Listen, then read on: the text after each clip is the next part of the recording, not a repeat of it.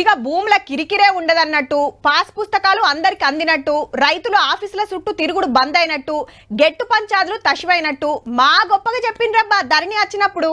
కానీ అది వచ్చినాక సుత గవ్వే తిప్పలు గవ్వే లొల్లులు. సర్వే నెంబర్ తప్పు పడ్డదని, మా భూమి తీసేసిండ్రని, అసైన్డ్ భూమి కిందికి మార్చిండ్రని ఆఫీసుల చుట్టూ తిరగలేక యాస్ట కొంటాన్రు. ఇక ధరణి ఫోటోకు దండ పడ్డది ఇయాల. ధరణి జాగల తెచ్చిన భూభారతి మీద చర్చ నడిచింది అసెంబ్లీలో.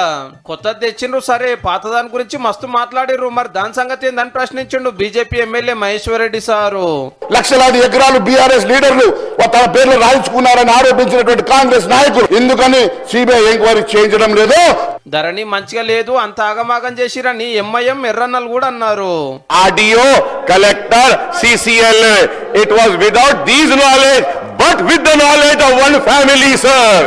కేసీఆర్ తన ప్రాణాన్ని సోమశేఖర్ అని పేరు ఉంది,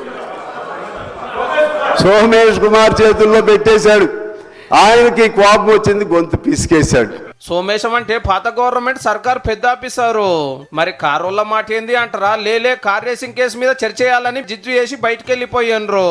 ప్రతిపక్ష నాయకుడు వారు సభలోకి రావాలి కదా. 80,000 పుస్తకాల యొక్క సారాంశాన్ని రంగరించి వారి మెదడును కూడా కరిగించి వారు సృష్టించిన అద్భుతం అమృతం ఆ ధరణి గురించి వారు వచ్చి సంపూర్ణంగా మాట్లాడుంటే బాగుండేది కదా అధ్యక్ష. ఈ భూభారతి మీద చర్చ జరిగితే వాళ్ళ భూభాగవతం బయటపడుతుంది. ధరణి అసొంటిది ఒరిస్సాలో పెడితే ఫెయిల్ అయినా మన కాడికి తెచ్చి భూముల వివరాలు బయట దేశం కంపెనీ వాళ్ళ చేతిలో పెట్టిరని గరమయ్యాడు. మాత్రం ఇందులో ఏ కేసులో ఇంకే విచారణకు ఆదేశిస్తే ఒక్క టాక్స్ హెవెన్ కంట్రీస్ లో, కేమెన్ ఐలాండ్స్ లో, లేకపోతే వర్జీనియా, బ్రిటిష్ వర్జీనియా ఎక్కడో ఉండి ఒక్క క్లిక్ కొడితే మన దగ్గర ఉన్న సమాచారం మొత్తం క్రాష్ అయిపోతుంది అధ్యక్ష. చీకట్ల రిజిస్ట్రేషన్లు జరిగినాయట, బొచ్చటి భూములు రికార్డులు మారినాయట ధరణి చేయవాటికే. మహేశ్వర్ రెడ్డి గారి పేరు మీద ఉన్న భూమిని శంకర్ గారి పేరు మీదకి మార్చొచ్చు. 30 ఎకరాలు ఉన్న భూమిని 3 ఎకరాలు చేయొచ్చు.